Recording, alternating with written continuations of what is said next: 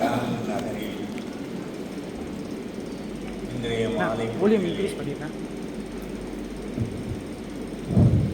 பெரும் திரளாக கூடியிருக்கக்கூடிய என்னுடைய தமிழ் சொந்தங்கள் அத்துணை பேரையும் வணங்குகிறேன், வாழ்த்துகிறேன்.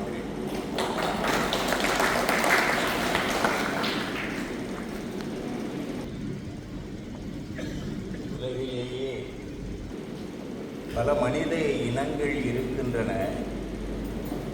இருந்தாலும் கூட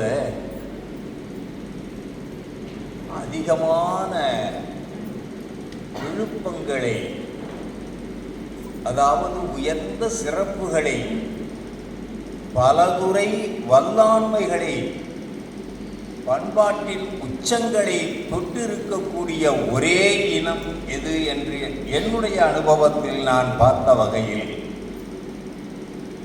நம்மை தவிர வேறொரு இனத்தை